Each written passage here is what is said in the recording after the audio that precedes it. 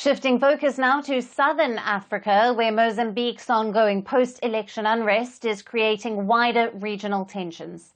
South Africa has temporarily shut its border with Mozambique over safety concerns. South Africa closed the Lebombo port of entry, which is one among the 4 busiest land ports in southern Africa. It is located about 110 kilometers from Mozambique's capital of Maputo and about 440 kilometers from South Africa's capital of Pretoria. South Africa said the entry will remain closed until further notice and has advised travelers to use alternative crossing points between the two countries. Pretoria says its decision comes after reports of violence on the Mozambican side of the border. Mozambique has been rocked by unrest since the 9th of October presidential election. The polls were won by the ruling Frelimo Party's candidate Daniel Chapo, extending his party's 49-year-long hold on power. However, opposition has denounced the vote as fraud. While announcing the border closure, South Africa also said that a group of Mozambican officials had sought protection in the country without giving further details. Just days ago, Mozambique's opposition leader and presidential runner-up, Venancio Mondlane, claimed that he survived an assassination attempt in Johannesburg, where he has taken refuge in the wake of the post-poll unrest. The 50-year-old is an independent candidate and is backed by the Podemos party, which has appealed to the Constitutional Court for a ballot recount. Mondlane, who has declared himself as the real winner, has a huge following among Mozambican youth. He has been mobilizing protesters against the election results through social media.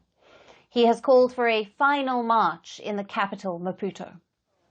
Now, dubbing it as the Day of Mozambique's Freedom, hundreds of protesters hit the streets of capital Maputo for the final march rally today, marking the biggest demonstrations yet in the days of chaos after the elections.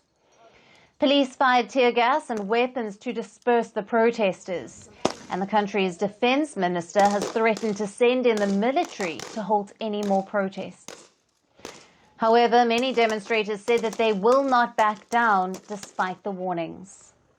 I'm well prepared. This country belongs to us. Save Mozambique. We had vote Venancio. We don't want Chapo. No more dictatorship in this country. All Mozambican youth suffer. You finish the 12th grade, but you go selling in the market while their sons are living well and better. This country belongs to us. Save Mozambique.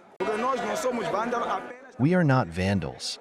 We just obey the orders of our president Venancio Mondlane. Therefore, we are here with all our forces, even fasting. We are going to follow what he said to do.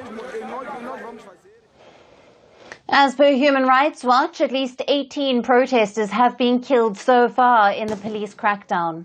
A local NGO puts the death toll at 24.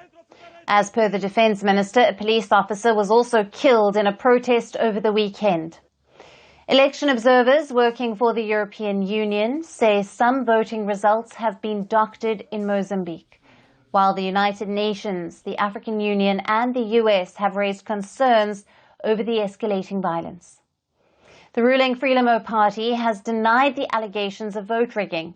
Instead, it says there is a plot to overthrow the democratically elected government.